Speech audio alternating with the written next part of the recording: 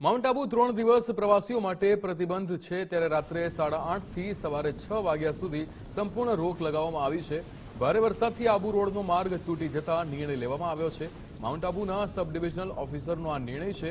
આબુમાં પ્રવાસીઓની અવરજવર પર રોક લાગશે, ત્યારે હોટેલ માલિકોને 3 દિવસ હોટેલ ખાલી રાખવા આદેશ અપાયો છે। નાના વાહનોને અવરજવર માટે છૂટ આપવામાં આવી છે। રામલાલ મીણા આપણી સાથે જોડાઈ ગયા છે। રામલાલ, જે રીતે અહીંયા માઉન્ટ આબુ 3 દિવસ માટે પ્રવાસીઓ માટે પ્રતિબંધ મૂકવામાં આવ્યો છે, શું વિગતો? જી વિક્રમ, વાત કરવામાં આવે તો માઉન્ટ આબુમાં જે 7 ગુમ નજીક ભારે વરસાદના કારણે એક તરફો જે માર્ગ છે તે ધોવાઈ જતા તમામ જે પ્રવાસીઓ છે તેના ઉપર પ્રતિબંધ મૂકવામાં આવ્યો છે। છેલ્લા કેટલા સમયથી જે માઉન્ટ આબુની અંદર અવિરત જે વરસાદ વરસી રહ્યો છે, જેના કારણે ઠેર ઠેર જે પાણી ભરાયા છે, સાથે સાથે જે માઉન્ટ આબુનો જે નક્કી ઝીલ છે પણ તે કેટલા સમયથી ઓવરફ્લો ચાલી રહ્યો છે।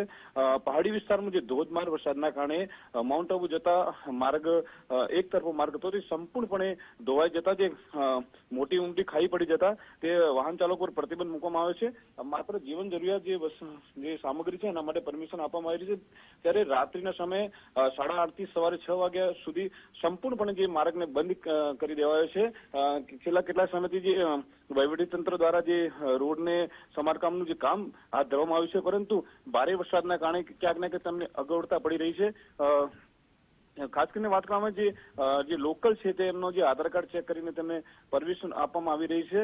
પ્રવાસીઓ માટે સંપૂર્ણપણે પ્રતિબંધ મૂકી દેવામાં આવ્યો છે। જે કહી શકાય છે કે જે માઉન્ટ આબુના જે હોટલના જે સંચાલકો છે તેમને તંત્ર દ્વારા કહેવામાં આવ્યું છે કે તમે કોઈ પ્રકારના પણ હોટલના પ્રવાસીઓને રોકવા નહીં, અને કોઈ પણ આવે પ્રવાસીઓ તેમને ત્યાં રૂમ આપવો નહીં, તેવી પણ તંત્ર દ્વારા તેમને સૂચના અપાઈ છે। અને છેલ્લા કેટલાય સમયથી આ રોડને રિપેરિંગ કરવાની કામગીરી હાથ ધરવામાં છે।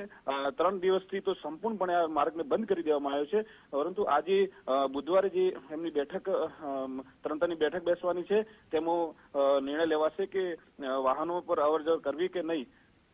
જી વિક્રમ। બિલકુલ રામલાલ, સમગ્ર માહિતી સાથે જોડાવા બદલ આપનો આભાર।